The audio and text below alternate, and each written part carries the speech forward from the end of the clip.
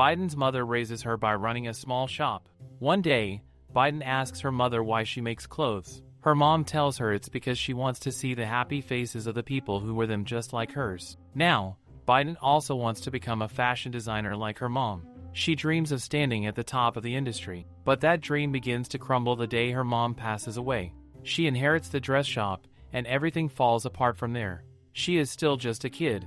If only she had been a little more skilled, it wouldn't have come to this. She ends up ruining the dress shop that she and her mother cherished. The guilt hits her hard, and with the closure of the dress shop, she vows to never make clothes again. The next day, she begins to look through the items in the store, the ones that need to be sold as secondhand, the ones that need to be thrown away. There's so much stuff left to organize. Then, a small child in a hood suddenly calls out to her. She's confused. When did this child even come in?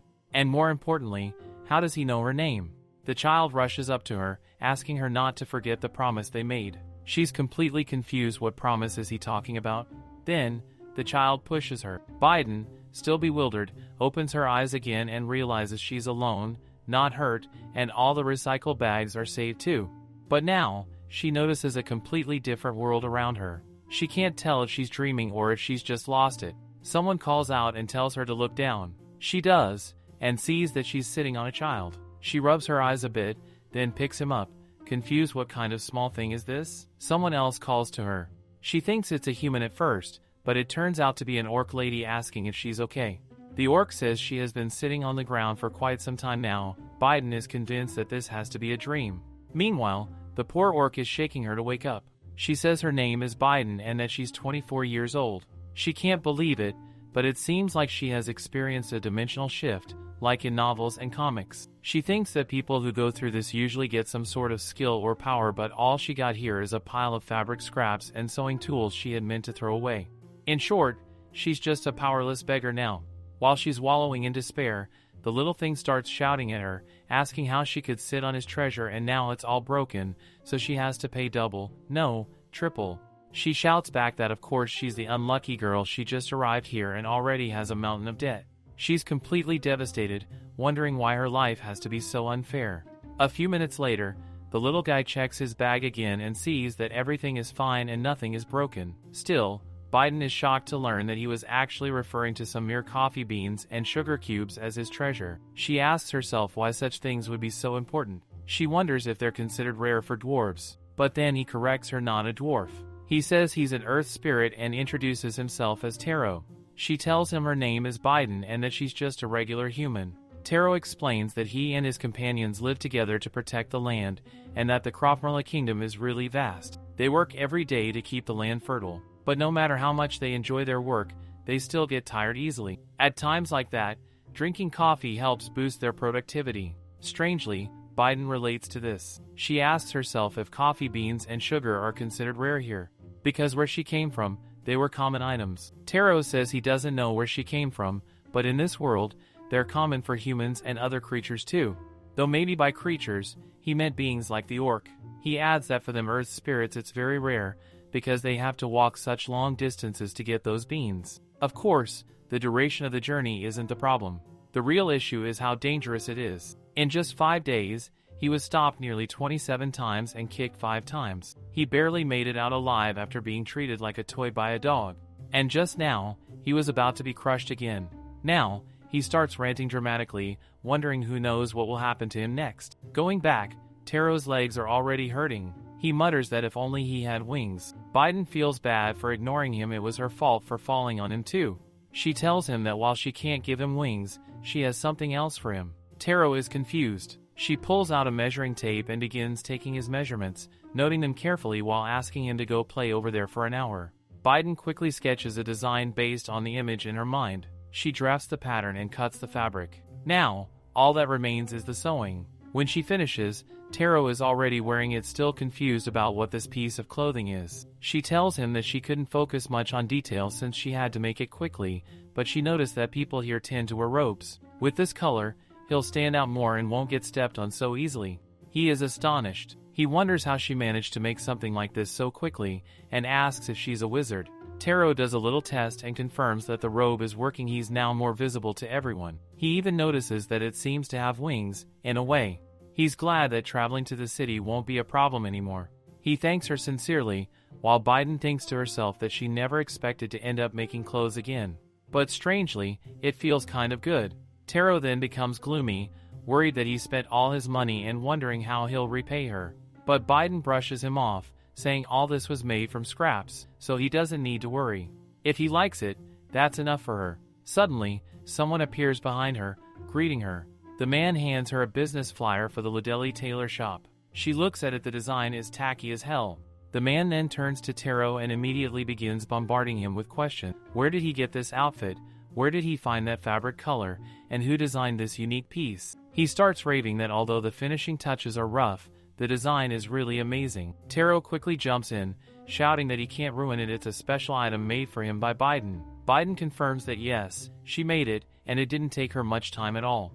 The man grabs her hand and says his name is Ridian. He explains that he's been searching for someone like her for a long time. Their shop has been struggling because they've been missing a designer. He's the owner of the Delnisia tailor shop, and he asks if she would mind stopping by. Biden tells him that he must have the wrong person. She doesn't have any special skill. But then she pauses. She still has no idea when she's going back to where she came from. She doesn't know much about this place. She doesn't even have a place to eat or sleep. So maybe, just maybe, she can try this out. She tells him that okay, after all, gathering information and securing a base is her first priority right now. Ridian thanks her and leads her to his shop with the outfits still on display right in front of her tiny hut. And after seeing that shop front with the weird outfit on a mannequin, her reaction is instant. What the heck is this thing? Lippy asks Ridian if it's really true that the clothes Tero is wearing were made by Biden. Ridian confirms it with a nod. No wonder, Lippy thinks, no wonder Ridian had dragged her here so determinedly. Introducing himself, Lippy explains that he is a tailor, officially holding the title of designer. He admits that he took the position, but presumably their workshop or brand hadn't received a single customer. So, in the meantime, he was simply designing clothes for fun. Biden can immediately tell why they weren't getting any customers. Lippy, finally getting to the point, asks her, as a fashion expert, how she would rate the current design. He adds, with a touch of dramatic flair, that if she presses the button in the center tada, flames will shoot out, brighter than ever. This is really not made for the poor, Biden thinks. She truly wants to go home at this point. Lippy brings out a glass of juice before they can talk further. She eyes it cautiously, wondering if there's anything strange about the dress. Ridian turns to her and says she needs to understand one important thing. Their shop is different from other human-run tailor shops. Unlike others, they make clothes for monsters. It has already been 500 years since monsters began coexisting with humans. The notion that monsters harm humans is now a relic of the past. In this era, most monsters have already adopted human culture. But, Ridian explains, the one thing they couldn't change was their racial traits. He elaborates, if Tero had a bigger body, he wouldn't be at risk of getting kicked. Living alongside humans, monsters unintentionally get hurt. Even vampires like him are not excluded from these struggles. The idea that vampires are noble and elegant is also outdated. His kind remains sensitive to light. Because of this, spending long hours outside is really difficult for him. The maximum time he can bear is 1 hour. As a result, they are left behind. They can't work like the others. Sure, there are plenty of sunscreens made for them, but he argues who would want to slather sunscreen all over their entire body every single day. Not only is it expensive, but it's also insufficient. That's why their shop exists. It's meant to help monsters overcome the inconveniences caused by their innate traits. They use Barwa special materials to craft fur coats and Inca fabrics. Whether they are human or monster, the goal is to make clothes that eliminate inconvenience. So, in short, if they want to grow, they'll need her help. Biden understands. There's no reason for her to be afraid of monsters, especially since they're living together in harmony now. And besides, she's not planning to settle down here either. Whether it's for humans or monsters, she just needs to make the clothes. Still, she feels tense. What if she seriously doesn't want to make clothes again? Ridian sees this and looks at her with a warm smile, assuring her that she'll do a great job. He might not look like one, but he's pretty good at judging people, and she already has more of the designer answers than even Lippy does. She doesn't need to feel pressured. She just needs to work here with joy, like it's fun. He even offers her a private room to live in. They'll all live together here. She won't have to worry about the cost of living anymore. Lippy adds that, of course, most of their food consists of sandwiches. Ridian immediately asks him to shut up. Lippy tries to sneak in another detail. The salty sandwich costs 3 gold coins. Ridian hurriedly puts his hand over Lippy's mouth. Biden wonders quietly if that's considered low. Ridian chuckles, saying that their finances aren't exactly in the best shape right now. But for her, money might not matter much, at least not as much as eating and having a place to live. And if they're trusting her like this, maybe she could give it a try. They are both genuinely happy. They're glad she made the right choice. That reminds Ridian they have another staff member arriving shortly. And there she is, walking in with her wolf dogs. Ridian is all excited to welcome Delia. Delia grumbles that walking the dogs was exhausting. She is the mage of their shop. Ridian introduces her to Biden, emphasizing that she's an important part of their tailor shop. And so is that dog. The dog suddenly turns into a cute, fluffy puppy and says they can call him Pong. Biden walks over and introduces herself to Delia. Delia stares at her like she owns the place and instructs her to work properly and not cause any problems. She announces she's going to sleep now so she can talk to Pong later. Pong explains that Delia has used up all her energy working on dimensional magic and needs rest. He explains that the magic Delia works on is meant to connect one world to another. Biden's eyes widen. She asks if they can really use that. Pong tells her that no one in this world can do it properly yet, but he becomes curious. Why is a non-human so interested in that kind of magic? Biden reveals the truth. She wants to go home because she came from another world. Hearing this, Delia suddenly gets up, asking if it's really true. She checks Biden's energy flow and confirms that it's indeed different from the people of this world. Everyone else is stunned. They ask Biden if she started working here today. Biden answers yes. Then they ask if she would help Delia with her research. If she assists her, Delia promises to smash her way back to Biden's original world. Biden lights up. If that's really true, she's more than willing. Lippy remarks that it's the first time he's ever seen Delia's eyes look like that. Biden is just happy. Though she was lost at first, things seem to be working out for her now. She assures them that she'll help if it means she can return. Delia says they should start the experiment right away. But just then, they hear Tero's voice. He says that he has to leave now since his companion is throwing a fit for him to come back. At the very least, he says to Biden that he's glad to have met her. She helped him realize that work isn't the only thing that brings joy. He's grateful for the wings and hopes to meet her again someday. He even blesses her with the energy of the earth. Biden explains that he's going to spread the word for her. Believe it or not, he's actually quite the informant. But to her, it feels like a storm has just passed. Ridian is simply glad. The tailor shop is finally all set, and he could die without regrets. Delia yells at everyone to quiet down since they need to start the experiment. But just then, someone approaches them, flanked by 2 guards. She asks if this is the Ludeli tailor shop. Meanwhile, on Tero's way back, he's glad no one is trying to kick him anymore. Still, he thinks about the tailor shop. It feels like he's heard about that place before.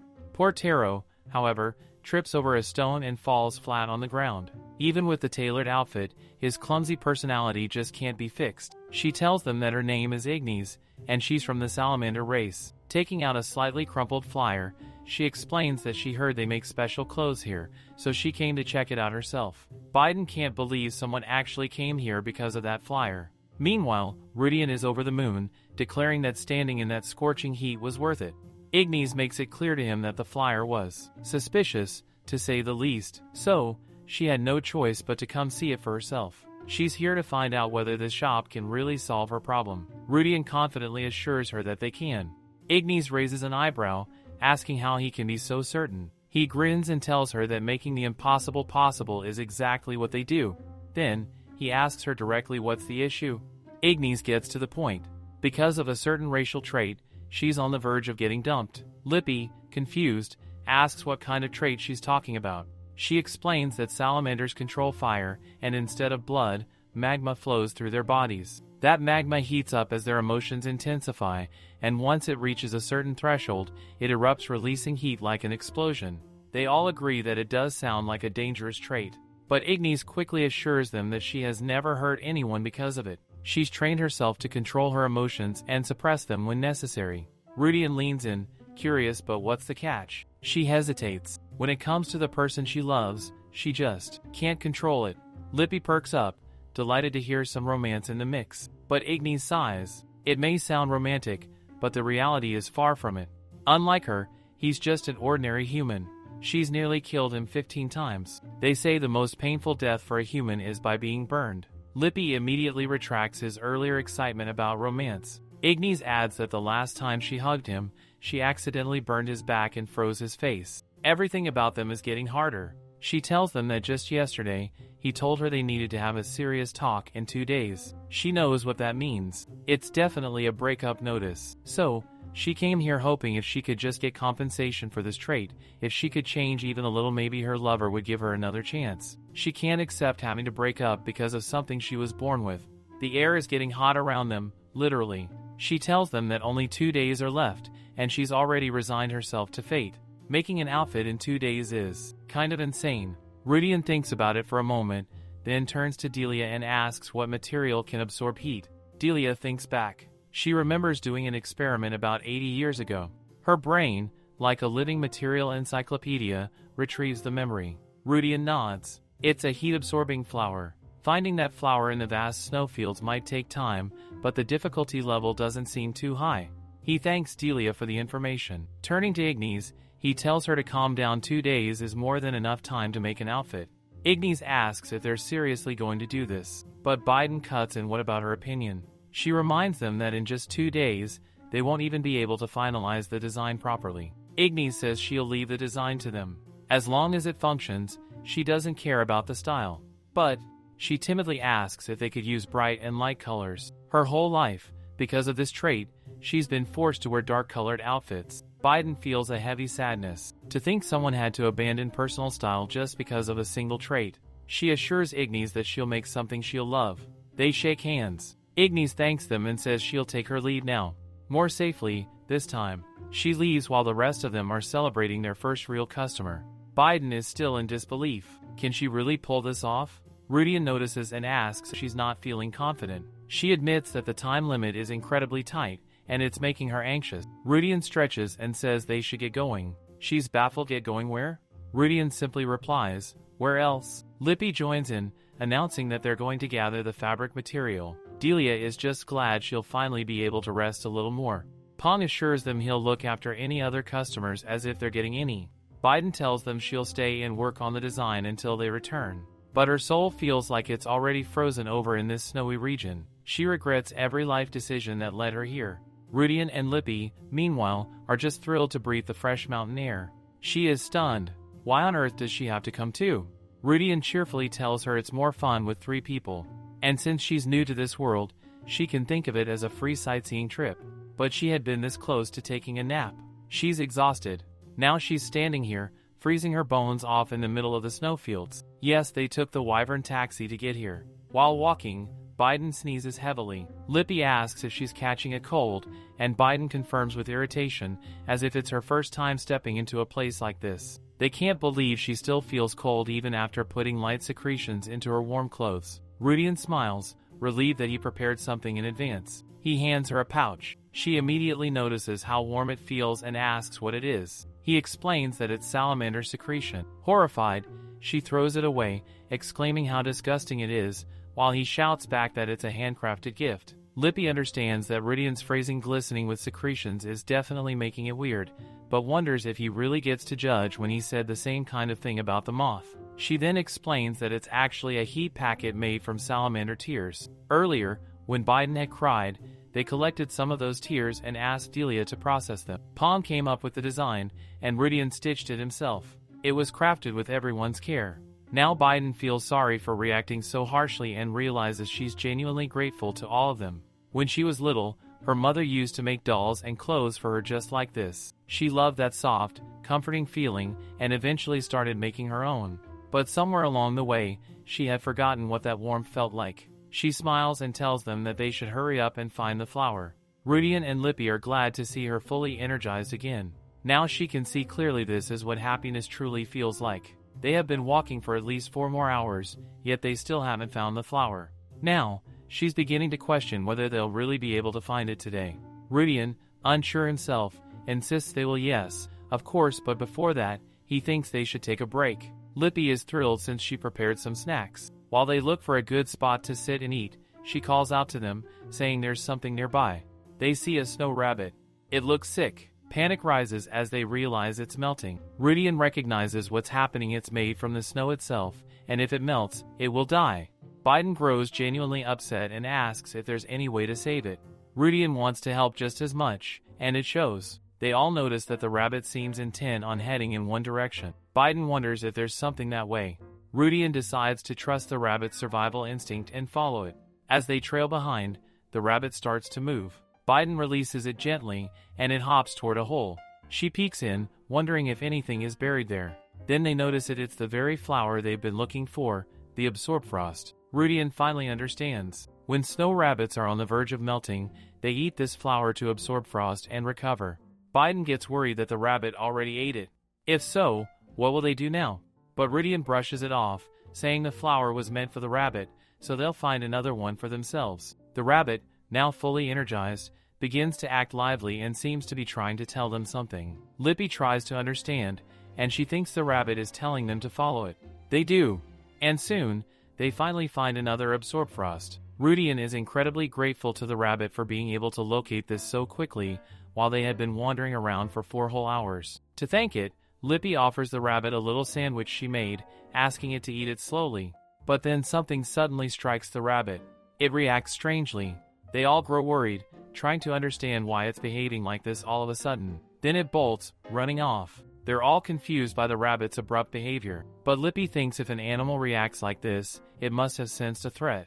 They look up and see a snow girl. They wonder if she lives in Forest. Biden can immediately tell this snow girl looks furious. She glares at them, declaring that this is Yeti territory and asking if they've come prepared. She even calls them intruders. Ridian tries to clarify that this must be a misunderstanding. They didn't know that this was Yeti territory, and they have no intention of fighting. But the snow girl only glares at them harder. She says this entire area is covered in snow, so it's not a path most people even know exists. Ridian explains they didn't come here on their own, the little rabbit helped them, but that only makes her even more suspicious. Snow rabbits don't tame easily. She narrows her eyes and asks them all, sharply, what exactly they're here to do.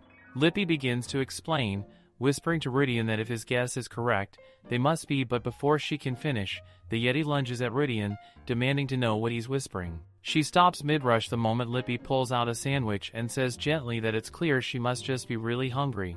Biden stands there stunned, questioning whether that rumbling sound just now really came from the Yeti's stomach. She realizes that when someone gets hungry, their sensitivity spikes too. So maybe, they should try this first, calm down with a snack. Yeti sniffs suspiciously at first, but the moment the scent hits her, she's completely tamed. She can't resist. She drops to the ground and begins eating the food gratefully. Now she thanks Lippy, admitting that just like she said, eating did help her calm down. Biden asks Lippy how she even knew the Yeti hadn't eaten in a while. Lippy explains that he could hear her stomach growling. He has some unique powers, of course. He wasn't sure if it would work. It was an absolute gamble.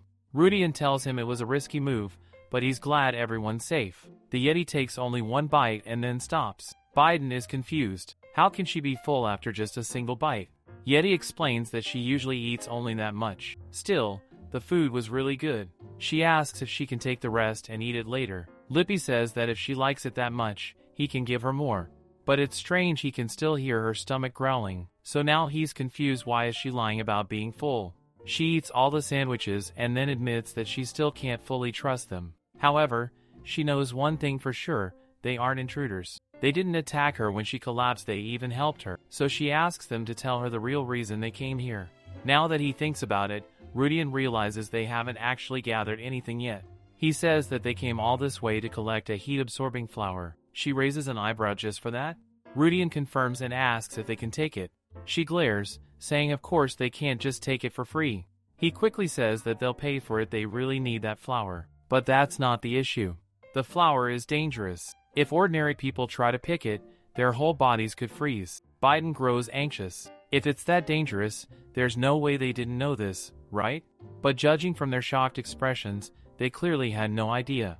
Yeti says that once she plucks it, it won't be a problem for them to carry. That's why she's here to pluck it for them. They're lucky they ran into her. Ridian and Lippy look at her with tearful eyes, saying she's truly their savior. She tells them to just take it and go already. Now, they've finally obtained the flower. Ridian tells the Yeti that they'll get going now and apologizes for entering her territory without permission. Yeti waves at them, saying now that it's all settled, they can get lost. Ridian, curious, asks for her name. He knows she's a Yeti but still wants to know who she is. Just as she's about to tell them, someone comes running toward her, calling out Lyra. Lyra looks back, surprised, and gets scolded by a younger girl, Syria. Syria reminds her that she told her not to wander like this and asks why she came all the way out here. She also asks if she's hungry. Lyra assures her that she'll be back home soon, so Syria can go ahead. But Syria insists it's not about that.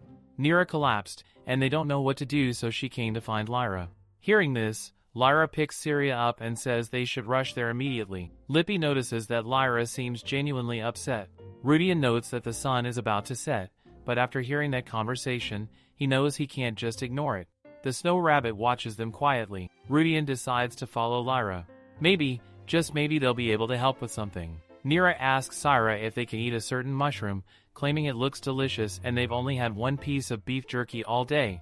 But Syra insists they can't eat it without Lyra's permission. Nerra pleads, clearly driven by hunger, and says maybe they can just eat it without asking. To reassure them, she says she'll try it first to make sure it's safe. She eats it and claims nothing has happened, though she notes that the taste is strange. But suddenly, she collapses, terrifying the others.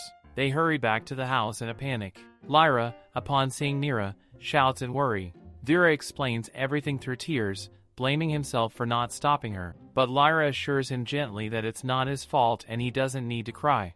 Right now, the priority is to neutralize the poison before it spreads. She tells them that, as far as she knows, there is something in this vast forest that could be used as an antidote. She blames herself, believing that if only she hadn't lost sight of them or failed to hunt properly, Nerra wouldn't have had to eat the mushroom out of hunger. She asks the two of them to take care of Nerra while she goes to find the antidote.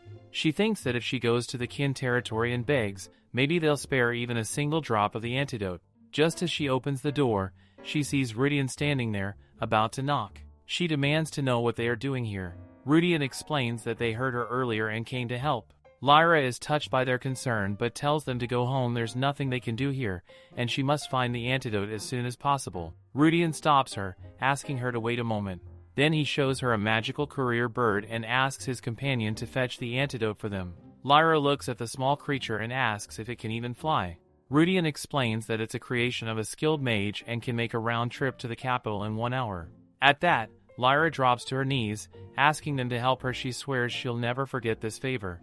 Ridian quickly reassures her that she doesn't have to beg and instructs the bird to request the antidote from Delia. With that settled, all they can do now is wait for an hour. But suddenly, Syra calls out to Lyra in alarm something is wrong with Nerra. Her whole body is burning up.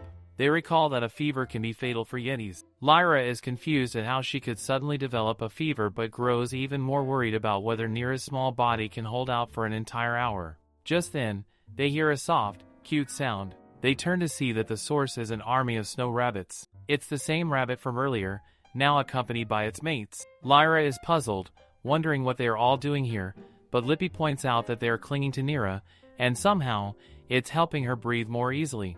The snow rabbit from earlier hops up to Lippy and seems to be trying to communicate something. Lippy tells the others that the rabbit wants to speak, and he'll translate for everyone. Lippy explains that the rabbit had once eaten that same red mushroom out of curiosity. It, too, had a fever after eating it. But more importantly, Nerra's scent now matches that mushroom exactly. To cure the effects, the rabbit had to eat a blue flower known as absorbfrost. Lippy turns to Ridian and asks what they are going to do now. Ridian responds that now that they know the solution, they'll feed the flower to Nerra right away.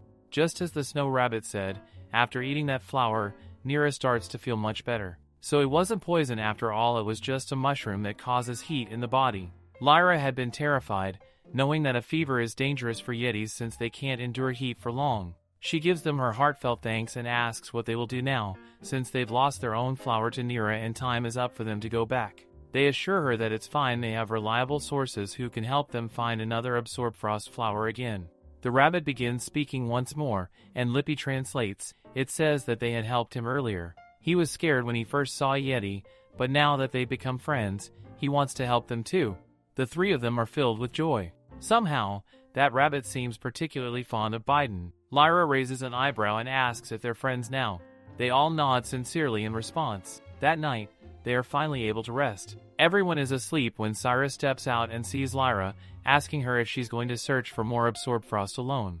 Lyra admits she couldn't sleep because the thought is still weighing heavily on her. but she insists that they won't come with her because it's too dangerous. Vera shakes her head, saying Lyra has worked all day to protect them, and now it's their turn to help. They truly want to go with her to find the flower. Seeing their determination, Lyra agrees. Together, they will go search for more of those flowers for their friend. A sick mother and 4 children with no hunting ability, this was their family. One day, their kin abandoned them and left them in this remote village where there was no food. They were seen as nothing but a burden. Not long after, the food and medicine supplies were cut off, and their mother passed away. From that day on, she was no longer able to trust anyone. Now back to the present, she wakes them up. Ridian, seeing the flower, wonders if he is still dreaming. He gets worried that she might have really gone out at night to find this, and on top of that, it's 3 in the morning. She says that she couldn't sleep because of it, so she went to find them. The little kids present a flower ring they made. They say they wanted to give them something, and this is what they made as thanks. They are truly grateful to them for helping Nerra. All of them are really glad to hand over these handmade flower rings. They also give one to the rabbit.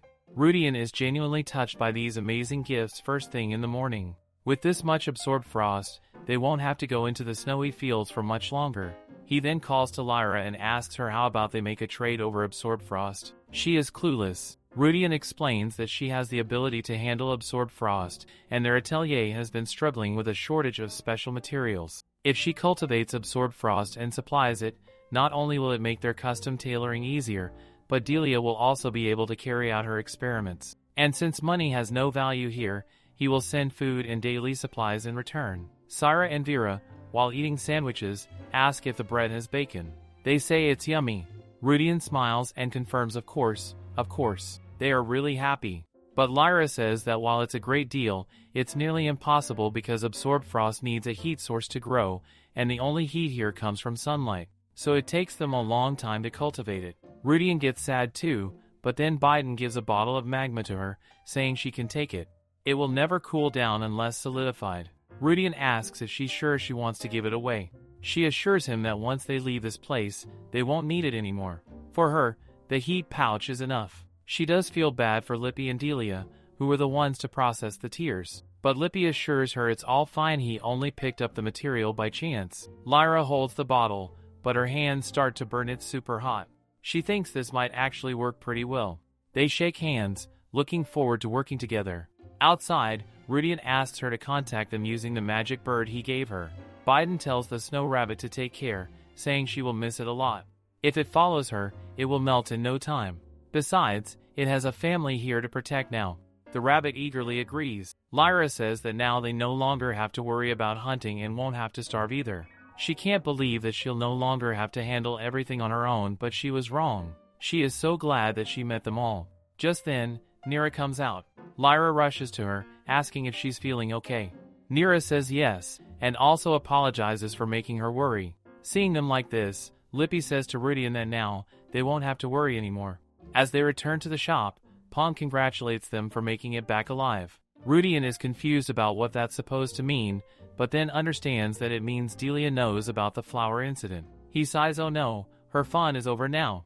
The thing was, she wanted to know how Biden would react in a crisis. Biden says she's just an ordinary human, but Delia says there's no harm in running an experiment. Biden disagrees there is. Delia insists that there is always a solution for emergency. Lippy tries to lighten the mood by saying that now that they have the material, it's time to make the clothes. Biden sighs, saying now it comes. She talked big about making it, but she already failed once, and she's scared.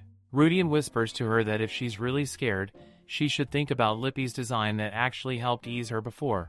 She nods to Ridian, saying she'll start sketching, and he can approve her drafts. He agrees. After making the sketches, she asks Ridian if he thinks any of them are worthy.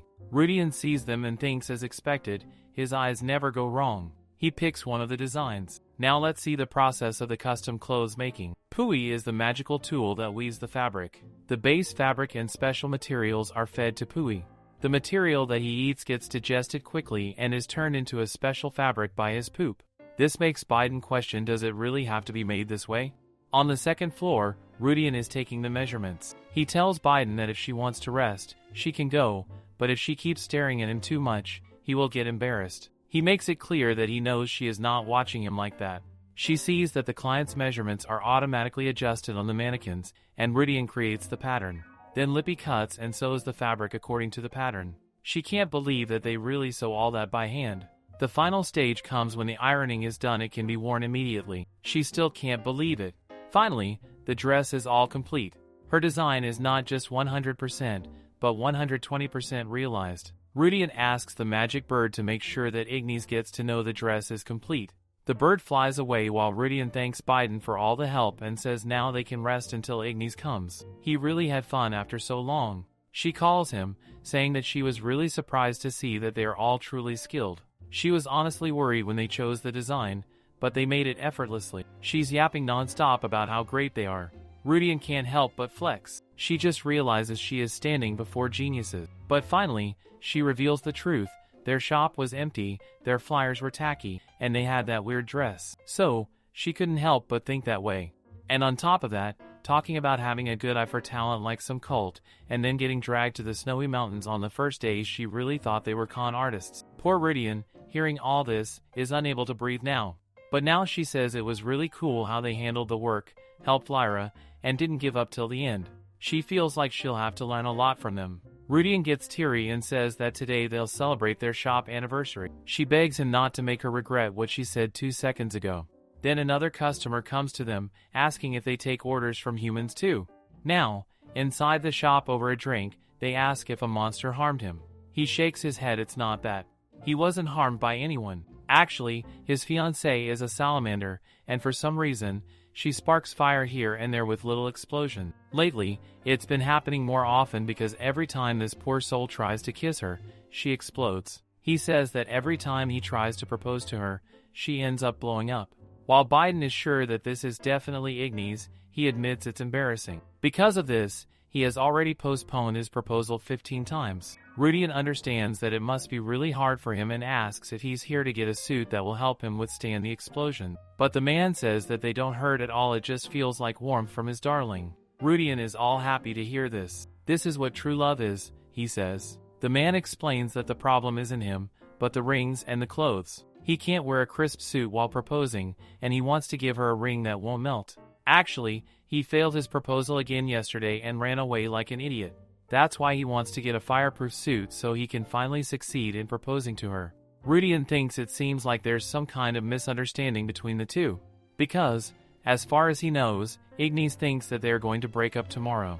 They are just about to tell him this when Ignes walks into the shop to get the dress. She notices Maddle, her fiancé. He is also stunned to see her here.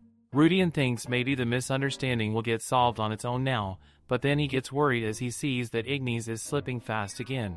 He hurriedly tells her to wear the dress. She comes out wearing it. Maddle is flabbergasted to see her in the dress. He asks her when she ordered it. She tells him she ordered it to wear tomorrow. He asks why.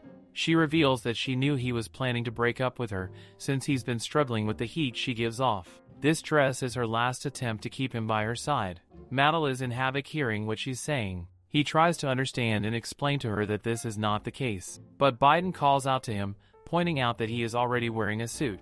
He gestures that he should just propose now. So finally, he tells Ignes that there is something he has been wanting to say for so long. He takes out the ring to clear the misunderstanding. He really wants to be with her as her lifelong partner, and her heat doesn't bother him at all. He can't even imagine life without her. She is stunned.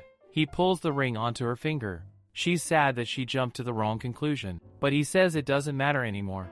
Later that night, Lippy wonders if the two of them have already reached happiness. Ridian thinks they must have, and he's jealous that they'll get a honeymoon on Mermaid Island. Biden is thinking about how happy Ignes was to wear the dress that Sousa made for her. She also said she's looking forward to Sousa's future designs. A garment designed for one person, made and seen enjoyed by them. It's really joyful.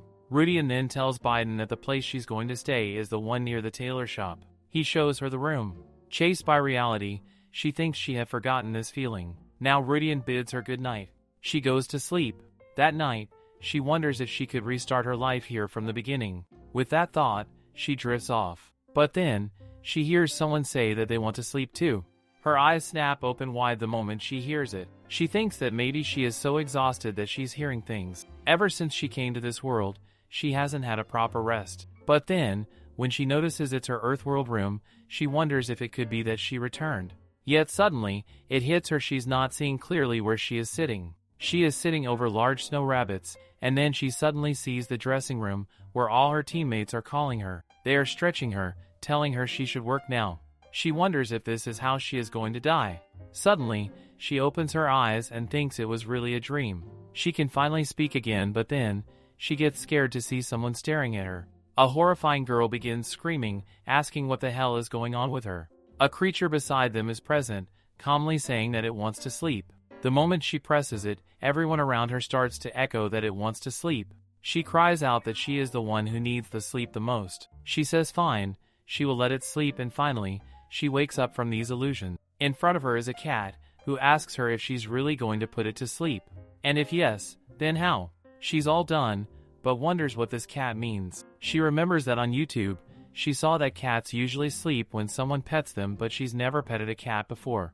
Well, she guesses she'll have to try and find this out now. She asks the cat to come to her, but the cat doesn't move. She sighs, wondering why it is standing there and not just coming to her already. The cat replies, okay, and tells her to remember that its name is Nox. Suddenly, light emerges, and she sits there thinking that this is the worst era of her life. Meanwhile, in another space, Tero is boasting about Biden. The other creature asks just how amazing she is. Tero scoffs and says they should be prepared to get amazed by her, as that person made this outfit for him, and ever since, he hasn't been stepped on even once. They are all stunned, as getting stepped on is a daily thing for them, and they wonder if that girl is really that amazing and if she's a wizard. He explains that at first, he thought the same, but it turns out, she's a normal human, and if they got any issues, they can go see for themselves. One of the creatures asks if that place wasn't surrounded by bad rumors before.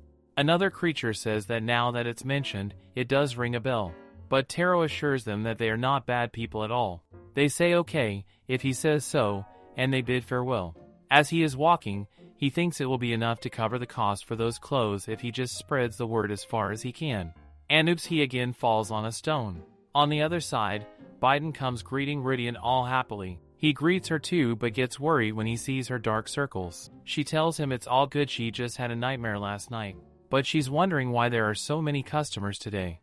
The snail reveals that they're here because Tero recommended the shop. She is really impressed that Tero is great at these things. Ridian is happy too, as he doesn't even remember the last time they had this many customers. Biden asks if they ever were this busy. He says of course. Then the snail asks if she is Biden and if she can make clothes for his shell too, as Tero praised her so much that he wanted to meet her for a long time. Biden says why not, and asks him what style he would like. Now, seeing the final result, the snail is stunned. Tero was right. She is amazing, and this is exactly what he wanted. The snail, filled with joy, pays with a diamond and takes it, leaving. While Biden worries whether it'll even make it back safely, she is glad she pulled off today too. Lippy then calls to Ridian, saying they've got a problem as they still have 8 alteration requests, yet they've already run out of thread. Ridian gives him a thumbs up, saying he's the least busy right now, so he'll go and get some thread. Biden asks him what she should do in the meantime. He asks if she wants to come with him, he'll show her around. She gets all curious, saying she'd love that. But Pong, like a third-wheeler, gets excited too about going on a stroll, making Ridian point out that isn't Delia supposed to be the one responsible for taking him on walks? At the market, a little kid looks at Pong and gets scared. Ridian assures her that she doesn't have to be afraid of this dog, that it's not scary at all. He even tries to poke Pong to show how cute he is, but not a single inch of cuteness is visible. This makes the little girl even more afraid, and she starts crying harder. Pong looks all sad but still says to them that he's fine. Ridian assures him that he doesn't have to feel so down. It's just that, like Latte, it's her first time seeing a Cerberus. Now Pong starts crying too, wailing that every time they go out, people get scared of them and that their early affection training isn't working at all. Biden, who herself isn't used to them yet, tries to lift their mood with some food. She asks Pong why he doesn't go back to his smaller form. But Pong reasons that walking in that form doesn't really feel like a walk to him, and he only feels like he's had a proper walk after walking for a few hours in this form. Biden asks Ridian how about making Pong some clothes that'll make him look cuter. Ridian thinks that maybe he can make a fake illusion using some materials, but the illusion isn't what Pong really wants. Biden agrees. Then it comes to her mind. She suggests that she could take out the sewing basics and make some cute stuff for Pong. Pong is very happy about this. People start looking at him, but they still think he looks a little scary. Then they hear another sound, a cute little dog. Everyone starts gathering around it, making Pong regret his own existence. Now, even wearing cute clothes wasn't enough, but he does like the outfit himself. Biden agrees, but wonders why they are so obsessed with being seen as cute. They finally arrive at the general store. Ridian calls out to Kale, but he's asleep. Ridian goes and whispers to him, which wakes him up. Kale welcomes him and apologizes, saying he just dozed off for a little bit. He asks Ridian if he needs anything. Ridian says he needs the finest thread made from spider silk, but Kale tells him someone already took the entire stock. Ridian, all worried, asks when it'll get restocked. Kale drops the bombshell that restocking might be impossible since it's Mandrago season, and people are focused on collecting that instead.